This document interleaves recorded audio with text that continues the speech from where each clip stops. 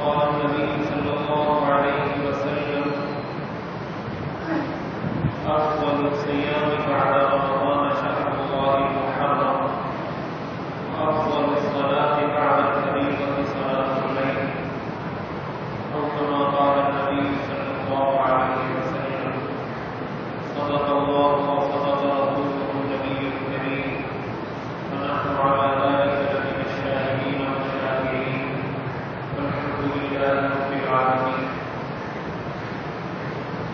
محرم کا مہینہ اسلامی سال کا پہلا مہینہ ہے. اس سے ہجری سال کا آغاز ہوتا ہے. اس طرح عیسوی سال کا آغاز جنوری کے مہینے سے ہوتا ہے تو ہجری سال کا آغاز محرم کے مہینے سے ہوتا ہے. قرآن کریم میں اللہ تعالیٰ نے ارشاد فرمایا کہ مہینے اللہ نے 12 بنائے ہیں. ان 12 مہینوں میں سے 4 مہینے مقرر ہیں. ان 4 مہینوں کو باقی مہینوں پر فضیلت حاصل ہے. ان کو اللہ تعالیٰ نے شروع سے جس دن سے اللہ نے آسمان و زمین بنائے ہیں اس دن سے ان 4 مہینوں کو مقدس اور محترم بنایا ہے. ان میں سے 3 مہینے مسلسل ہے. ذوالقعدہ ہے, ذوالحجہ ہے, محرم ہے. یہ 3 مہینے تو ایک ساتھ آتے ہیں. 2 مہینے سال کے آخر میں ہیں اور ایک سال کا پہلا مہینہ اور ایک درمیان کا ہے رجب. یہ 4 مہینے ہیں جن کو اللہ تعالیٰ نے قرآن میں ارشاد فرمایا کہ ان مہینوں میں سے 4 حرمت والے ہیں. حرمت کا مطلب احترام والے ہیں. اور ان مہینوں کا یہ احترام آج سے نہیں ہے یا حضور علیہ السلام کے زمانے سے نہیں ہے, بلکہ جب سے اللہ نے یہ کائنات بنائی ہے ان مہینوں کو اللہ نے محترم بنایا ہے. محرم کے حوالے سے ہمارے معاشرے میں بہت ساری چیزیں ایسی رائج ہیں, بہت ساری ایسی باتیں ہیں کہ جن کو سمجھنا چاہیے. ظاہر وقت مختصر ہوتا ہے, ان ساری چیزوں کو سمیٹنا, ان ساری چیزوں کو بات کرنا ممکن نہیں ہوتا. لیکن میں چند باتیں عرض کر دیتا ہوں جتنی باتیں عرض کرنا ممکن ہے. محرم کے مہینے کے حوالے سے ہمارے معاشرے میں ایک چیز یہ مشہور ہے کہ شاید اس مہینے کی فضیلت کا تعلق حضرت حسین رضی اللہ تعالی عنہ کی شہادت کے ساتھ ہے. تو یہ بات تو ایک تاریخی حقیقت ہے کہ حضرت حسین رضی اللہ تعالی عنہ کی شہادت محرم کے مہینے میں ہوئی ہے. لیکن یہ بات غلط ہے کہ اس مہینے کی فضیلت ان کی شہادت کی وجہ سے ہے. اور اس کی وجہ یہ ہے کہ حدیث شریف کے اندر حضور علیہ السلام نے ارشاد فرمایا, جب حضور علیہ السلام مدینہ منورہ ہجرت کر کے تشریف لائے تو آپ نے یہودیوں کو دیکھا کہ وہ 10 محرم کا روزہ رکھتے تھے. تو آپ نے پوچھا کہ یہ 10 محرم کا روزہ کیوں رکھتے ہیں؟ تو انہوں نے بتایا لوگوں نے کہ اس دن اللہ تعالیٰ نے حضرت موسیٰ علیہ السلام اور ان کی قوم بنی اسرائیل کو فرعون کے ظلم سے نجات دی تھی. 10 محرم وہ دن تھا, وہ تاریخ تھی جس دن فرعون غرق ہوا تھا اور حضرت موسیٰ علیہ السلام کو اللہ نے نجات دی تھی اور بنی اسرائیل کو اللہ نے نجات دی تھی. یہ اس کی خوشی میں روزہ رکھتے ہیں. حضور علیہ السلام نے ارشاد فرمایا انا اولا بموسیٰ منہم, کہ میں موسیٰ علیہ السلام کے زیادہ قریب ہوں ان لوگوں سے. موسیٰ علیہ السلام جو دین لے کر آئے تھے میں اس دین کے زیادہ قریب ہوں. انہوں نے تو حضرت موسیٰ علیہ السلام کی تعلیمات کو چھوڑ دیا ہے, تو میرا زیادہ حق بنتا ہے کہ میں اس دن کو مناؤں. اور اس دن کو منانے کا مطلب آپ نے فرمایا کہ اس دن ہم بھی روزہ رکھیں گے.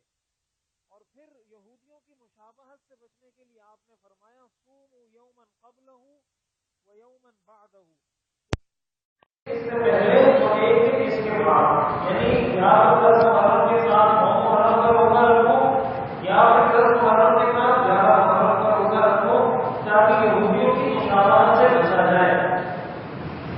رمضان کے روزے فرض ہونے سے پہلے 10 محرم کا روزہ مسلمانوں پر فرض تھا. رمضان کے روزے جب تک فرض نہیں ہوئے.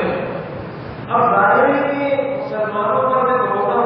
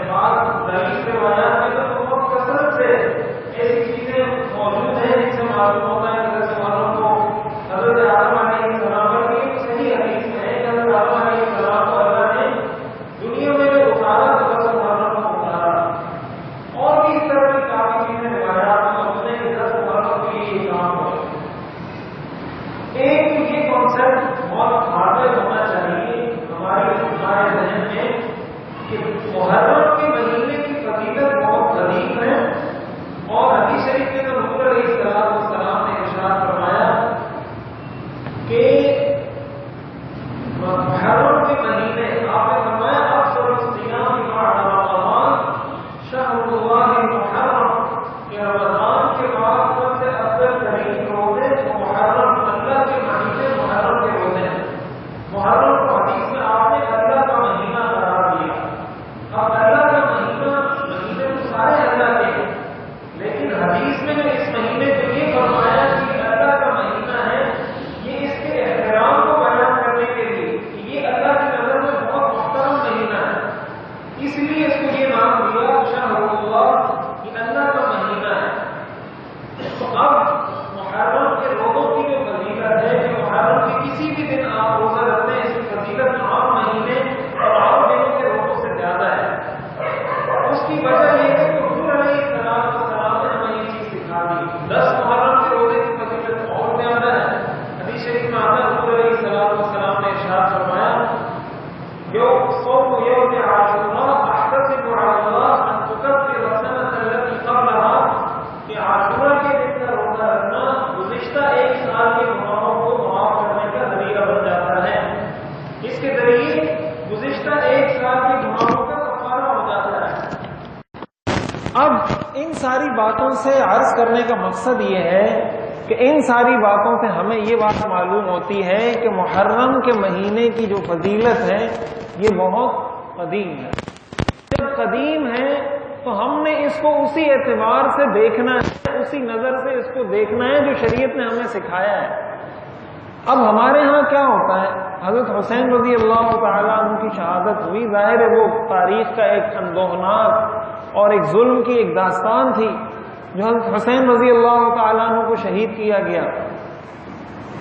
لیکن جس طریقے سے ہمارے ہاں اس مہینے کو سوگ کا مہینہ بنا لیا گیا ہے، غم کا مہینہ بنا لیا گیا ہے، تو یہ بات اچھے طریقے سے یاد رکھیں کہ اسلام میں کوئی مہینہ سوگ کا نہیں ہے، کوئی دن اسلام میں سوگ کا نہیں ہے۔ اسلام نے تعلیمات دی ہیں، کسی کے ہاں انتقال ہو جاتا ہے 3 دن اس کے ہاں آپ سوگ منائیں۔ اگر بیوی ہے اس کو بتایا کہ 4 مہینے 10 دن اس کی عدت ہے، 4 مہینے 10 دن تک وہ سوگ کرے گی۔ اور سوگ منانے کا مطلب بھی کیا ہے؟ سوگ منانے کا مطلب بھی یہ ہے کہ انسان زیب و زینت اختیار نہ کرے، بہت زیادہ کوئی اچھے کپڑے، بہت زیادہ اس طرح دنیا کے سامنے اپنے آپ کو خوش و خرم ظاہر نہ کرے، یہ سوگ منانے کا مطلب ہوتا ہے۔ یہ مطلب بھی سوگ منانے کا نہیں ہوتا کہ انسان اپنے آپ کو مارے یا سینہ کو بھی کرے۔ حدیث شریف میں آتا ہے من ضرب الخدود وشق الجیوب فلیس منا، جس نے چہرے کو پیٹا اور جس نے گریبانوں کو پھاڑا وہ ہم میں سے نہیں ہے۔ صحیح حدیث میں حضور نے یہ فرمایا۔ سوگ کا یہ تصور نہیں ہے اسلام میں۔ اگر کسی کے ہاں گھر میں میت ہو جاتی ہے، کسی کا بھائی مر جاتا ہے، کسی کا بیٹا مر جاتا ہے، شریعت اس بات کی تو اجازت دیتی ہے کہ آپ روئیں، اس لیے کہ وہ ایک فطری چیز ہے، لیکن اس میت پر شریعت آپ کو اس بات کی اجازت نہیں دیتی کہ آپ اپنے چہرے کو پیٹیں۔ اس میت پر جو آپ کے بھائی کی میت ہے یا بیٹے کی میت ہے یا کسی رشتہ دار کی میت ہے، شریعت اس بات کی اجازت اس موقع پر بھی نہیں دیتی کہ آپ اپنا گریبان پھاڑیں۔ حدیث شریف میں آتا ہے حضور علیہ السلام کو جب حضرت جعفر رضی اللہ تعالیٰ عنہ کے بارے میں پتہ چلا ان کی شہادت کا، تو ان کی جو خواتین تھیں، ان کی جو بیوائیں تھیں، وہ اسی طرح نوحہ کر رہی تھی، بلند آواز سے جس طرح خواتین بسا اوقات روتی ہیں یا نوحہ کرتی ہیں۔ حضور علیہ السلام کو جب پتہ چلا آپ نے انتہائی سختی سے منع فرمایا۔ حضرت جعفر بھی اہل بیت میں سے تھے، حضرت جعفر کا تعلق بھی اہل بیت سے تھا، اور ان کی شہادت پر حضور علیہ السلام نے سختی سے منع فرمایا۔ تو ایک تو یہ بات یاد رکھیں کہ سوگ کا کوئی مہینہ اسلام میں نہیں ہے، غم کا کوئی مہینہ اسلام میں نہیں ہے، غم کا کوئی دن اسلام میں نہیں ہے۔ اسلام میں ان چیزوں کا تصور ہی نہیں ہے، اور اگر تصور ہو بھی بالفرض والمحال، جو کہ نہیں ہے، تو یہ تصور تو بالکل نہیں ہے کہ آپ اپنے آپ کو پیٹیں۔ اس کی وجہ یہ ہے کہ آپ اپنے اس جسم کے مالک نہیں ہیں۔ خودکشی کرنا کیوں حرام ہے؟ خودکشی کے حرام ہونے کی وجہ کیا ہے؟ خودکشی کے حرام ہونے کی وجہ یہ ہے کہ یہ جان آپ کی ملکیت نہیں ہے. جب آپ کی ملکیت نہیں ہے تو آپ اس کو ختم بھی نہیں کر سکتے. اگر یہ جان آپ اس کے مالک ہوتے ہیں تو آپ کو خودکشی کی بھی اجازت ہوتی. تو اسی طرح آپ اپنے جسم کے یوں مالک نہیں ہیں. قرآن کریم کی اس آیت میں یہ فرمایا فَلَا تَظْلِمُوا فِيهِنَّ أَنفُسَكُمْ کہ یہ جو 4 مہینے ہیں حرمت والے، ویسے تو ظلم کو شریعت نے ہر حال میں منع کیا ہے. ان 4 مہینوں میں اللہ نے خصوصی طور پہ فرمایا فَلَا تَظْلِمُوا فِيهِنَّ أَنفُسَكُمْ کہ ان مہینوں میں اپنی جانوں پر ظلم نہ کرو. اللہ تعالیٰ اس بات کی اجازت نہیں دیتا کہ انسان اپنی جان پر ظلم کرے، اس لیے کہ وہ جان اس کی نہیں ہے، وہ جان اللہ کی ہے. تو اس لیے ایک تو یہ بات بہت اچھے طریقے سے سمجھنی چاہیے. دوسری چیز یہ بات اچھے طریقے سے سمجھنی چاہیے، دیکھیں ہم لوگ دیکھا دیکھی بہت سارے ایسے کاموں میں مبتلا ہو جاتے ہیں جس کی شریعت ہمیں اجازت نہیں دیتی. اب محرم کے مہینے میں جیسے میں نے عرض کیا یہ 100 کا مہینہ ہماری نظر میں نہیں ہے، اسلام کی نظر میں یہ 100 کا مہینہ کوئی نہیں ہے. کوئی مہینہ اگر 100 کا مہینہ ہوتا، 100 کا کوئی دن ہوتا ہے اسلام میں، تو حضور علیہ الصلوۃ والسلام جس دن اس دنیا سے تشریف لے کر گئے ہیں اس سے بڑا غم امت پر کوئی نہیں آیا. کیا آپ سمجھتے ہیں کہ حضور کی رحلت سے بڑا غم اس امت پر کوئی آئے گا؟ تو آپ نے کبھی سنا ہے کہ امت کے کسی بھی طبقے نے حضور علیہ الصلوۃ والسلام کا یوم وفات منایا ہو، اس دن غم کیا ہو؟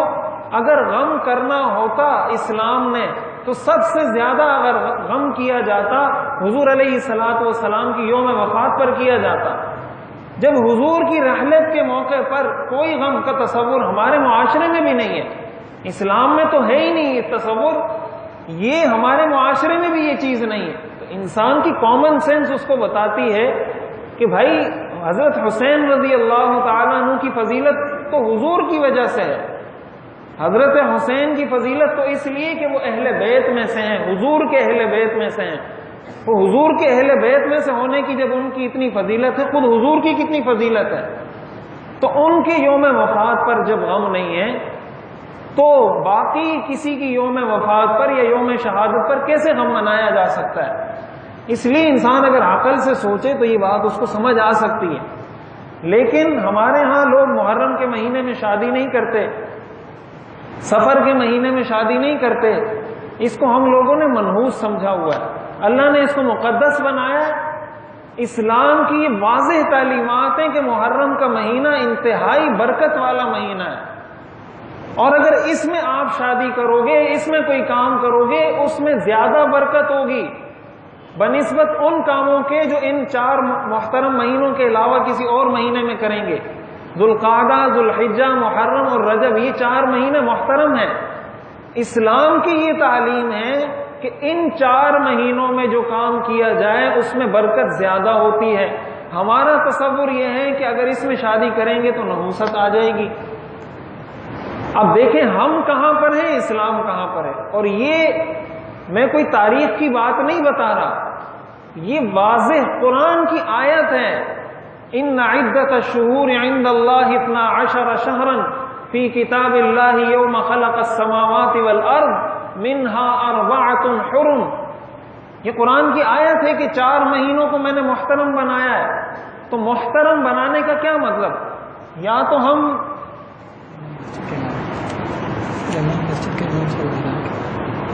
ہم یہ کریں کہ ہم اسلام یہ کہیں کہ اس چیز میں یا اس مسئلے میں ہم اسلام کو نہیں مانتے. دیکھیں قرآن تو قیامت تک کے لیے ہے نا، قرآن تو قیامت تک کے لیے ہے. جب قیامت تک کے لیے تو قرآن میں یہ بات لکھی ہوئی ہے کہ یہ مہینہ محترم ہے، اور ہم اس مہینے کو نحوست والا بنائیں تو کیا کسی چیز کا محترم ہونا اور نحوست والا ہونا یہ جمع ہو سکتے ہیں؟ کہ ایک چیز محترم بھی ہو اور منحوس بھی ہو، یہ کیسے جمع ہو سکتا ہے؟ یہ اسلام کے قرآن کی آیات کے ساتھ ٹکراؤ ہے. تو یہ جو ہمارے ہاں خوشی نہیں منائی جاتی محرم کے مہینے میں، اور شادی نہیں کی جاتی، خوشی کی تقریبات نہیں کی جاتی، اس کا اسلام میں کوئی تصور نہیں ہے. اس چیز کو ختم کرنے کی ضرورت ہے. اب لوگوں کو بتا کے ہم تھک جائیں گے، لیکن وہ اپنا ایک تصور وہم دماغوں میں بٹھایا ہوا ہے انہوں نے کہ نہیں کچھ ہو جائے گا، کچھ ہو جائے گا، کچھ ہو جائے گا. تو اگر اس طریقے سے بٹھا کے رکھا ہوا ہے اور اس چیز میں اسلام کی تعلیم کو نہیں ماننا، تو پھر یہ کہہ دیں کہ اس چیز میں ہم اسلام کو نہیں مانتے، اس چیز میں مانتے ہیں. اور اگر سب چیزوں میں ماننا ہے، سب میں مسلمان ہیں، تو پھر اس میں بھی ماننا پڑے گا. تو ایک تو یہ بنیادی چیز یاد رکھیں. حدیث شریف میں آتا ہے لا تسبوا الدہر وانا الدہر، زمانے کو گالی مت دو. حدیث قدسی ہے، زمانے کو گالی مت دو اس لیے کہ میں زمانہ ہوں.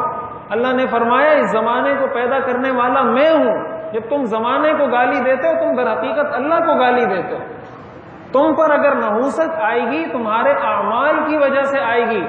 ظہر الفساد فی البر والبحر بما کسبت ایدی الناس، فساد جو خشکی اور تری بر و بحر میں جو فساد ہے، اللہ فرماتے ہیں تمہارے اعمال کی وجہ سے ہے، کسی مہینے کی وجہ سے نہیں ہے کہ یہ مہینہ آ گیا تو کام خراب ہو گیا، یہ مہینہ آ گیا تو کام بن گیا.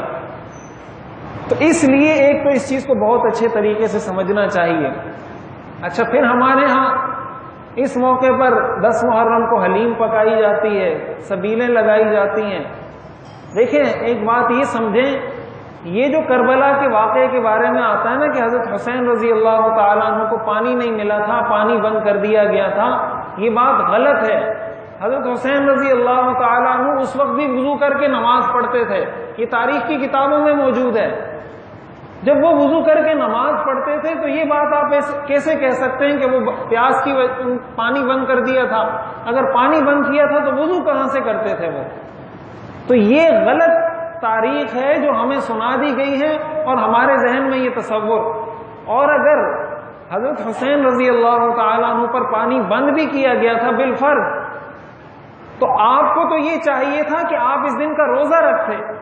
حضور نے بھی اس دن کے روزے کی فضیلت بتائی ہے کہ وہ اس دن بھوکے پیاسے رہے تھے، ہم بھی آج بھوکے پیاسے رہیں گے. آپ کا کوئی دوست بھوک ہڑتال کرتا ہے اور آپ اس کو کہو کہ مجھے آپ کے ساتھ بڑا غم ہے، کل میں نے 3 روٹیاں کھائی تھی، آج 4 کھاؤں گا.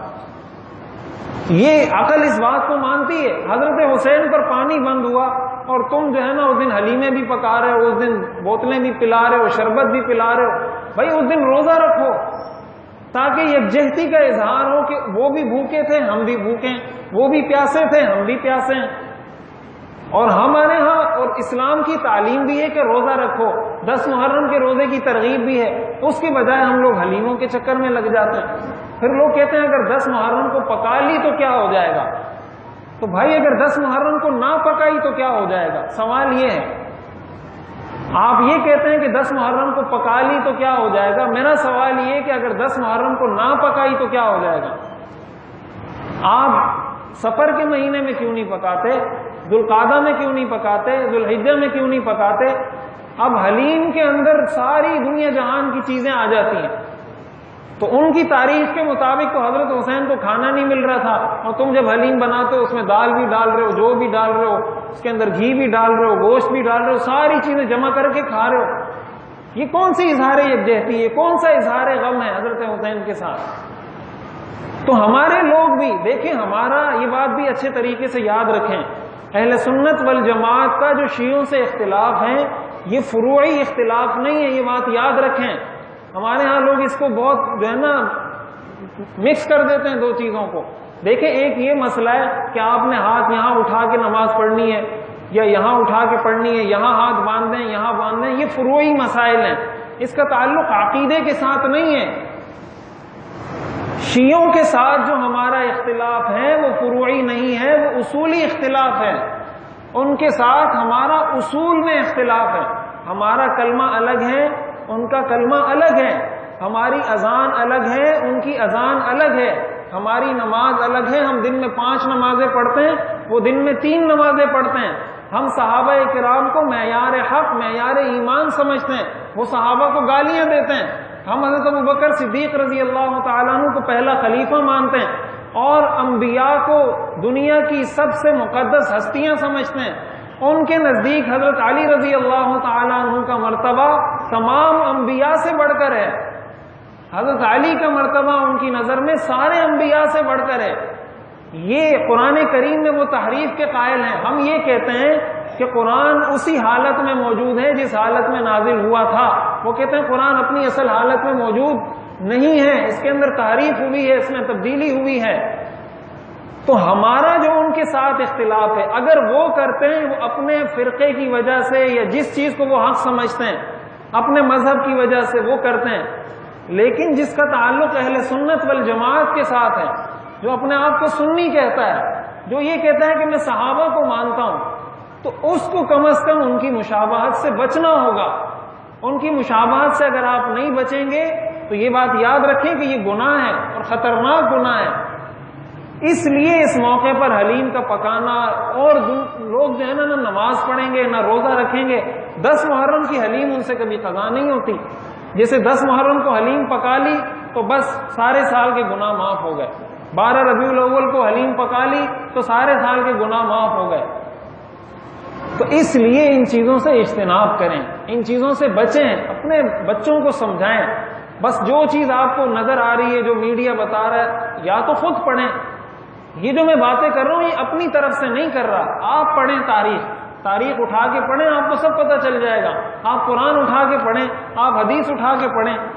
حدیث شریف میں آتا ہے حضور علیہ الصلوۃ والسلام نے فرمایا لا تسبوا اصحابی، میرے صحابہ کو گالی مت دو۔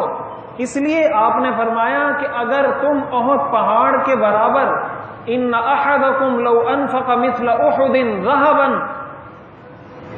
اگر تم میں سے کوئی احد پہاڑ کے برابر سونا خرچ کرے، میرا صحابی ایک مٹھی جو صدقہ کرے تو اس کا ایک مٹھی جو تمہارے احد پہاڑ کے برابر سونا صدقہ کرنے سے بہتر ہے۔ حدیث میں حضور نے فرمایا علیکم بسنتی وسنت الخلفاء الراشدین المہدیین، تم پر میری سنت کی اتباع بھی لازم ہے، خلفائے راشدین کی سنت کی اتباع بھی لازم ہے۔ خلفائے راشدین یہی ہیں، حضرت ابوبکر صدیق، حضرت عمر، حضرت عثمان، حضرت علی رضی اللہ تعالی عنہم۔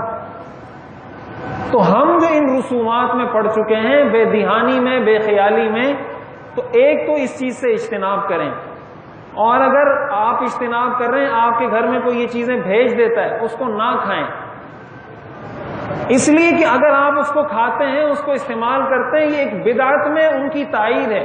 حدیث شریف میں آتا ہے من وقر صاحب بدعت فقد اعان علی ہدم الاسلام، جس نے کسی بدعتی کی تائید اور توثیق کی، اس کا احترام کیا، اس نے اسلام کو منہدم کرنے میں اس کی مدد کی۔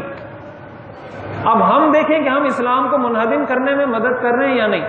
اور اگر بالخصوص وہ حلیم یا وہ جو بھی چیز ہے، وہ اگر حضرت حسین رضی اللہ تعالیٰ عنہ کے نام پر ہے کہ ہم نے ان کی رضا کے لیے یہ کام کیا ہے، ان کو خوش کرنے کے لیے یہ کام کیا ہے، ایسے کھانے کا کھانا حرام ہے، یہ شرک ہے۔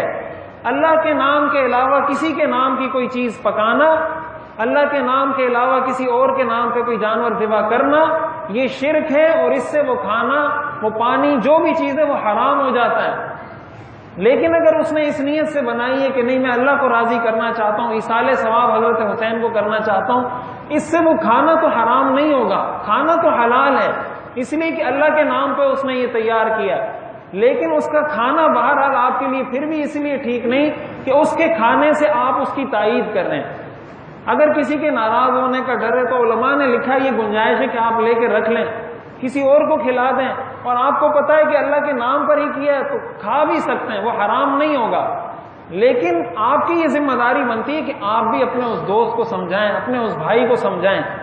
تو یہ جو ہمارے ہاں اس طرح کا تصور بنا لیا گیا محرم کے مہینے سے، اور عجیب قسم کا ماحول بنا دیا جاتا ہے محرم کے مہینے میں، یہ بات یاد رکھیں، اس کا اسلام سے کوئی تعلق نہیں، اس کو اچھے طریقے سے سمجھنا چاہیے۔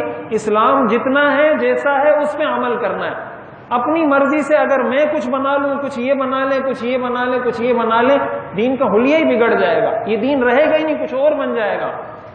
اس لیے علماء کی تو یہی ذمہ داری ہے، آپ کو بتائیں گے بھائی یہ صحیح ہے۔ ہماری یہ باتیں بعض لوگوں کو بہت بری بھی لگتی ہیں، کہتے ہیں فرقہ واریت ہے فلاں، یہ فرقہ واریت نہیں ہے۔ یہ بات میں نے آپ کو بتائی کہ ہمارا یہ جو اختلاف ہے یہ فرقہ واریت فروعی اختلاف نہیں ہے، اصولی اختلافات ہیں ہمارے، اور اصولی اختلافات کو اگر ہم بیان نہیں کریں گے تو ہمارا اپنا ایمان خطرے میں۔ آپ کے عقائد کی حفاظت کون کرے گا؟ اگر علماء آپ کو آپ کے عقائد نہیں بتائیں گے کون بتائے گا؟ اس لیے اس کو سمجھیں، قرآن اور حدیث کو خود پڑھیں، قرآن اور حدیث کا مطالعہ کریں، سیرت کا مطالعہ کریں، تاریخ کا مطالعہ کریں، تو آپ کے سامنے ساری چیزیں کھل کر واضح ہو جائیں گی۔ اگر اسی طرح ٹرک کی بتی کے پیچھے لگ کے چلتے رہیں گے، کسی نے کان میں یہ ڈالا تو اس کے پیچھے چل گئے، اس نے کان میں یہ ڈالا تو اس کے پیچھے چل گئے، پھر تو پتہ نہیں ہے کہ منزل آپ کی کیا ہوگی۔ اس لیے اللہ تعالیٰ سے ہر وقت ہدایت کی دعا مانگنی چاہیے۔ نماز میں جب پڑھیں اہدنا الصراط المستقیم، اس تصور کے ساتھ پڑھیں کہ یا اللہ مجھے سیدھے راستے پر چلا، تاکہ مرتے دم تک ہمارا خاتمہ ایمان پر ہو اور کسی غلط راستے پر نہ چل پڑیں۔ ایسا نہ ہو کہ ہم تو اپنے آپ کو صحیح سمجھ رہے ہوں، حق پر سمجھ رہے ہوں، اور راستہ ہمارا غلط ہو اور معاذ اللہ خدا نخواستہ خاتمہ ہمارا برا ہو جائے۔ اس لیے ہر وقت اللہ تعالیٰ سے خیر کی اور حق کی دعا مانگنی چاہیے۔ اللہ تعالیٰ ہمیں سمجھنے اور عمل کرنے کی توفیق عطا فرمائے۔ آخر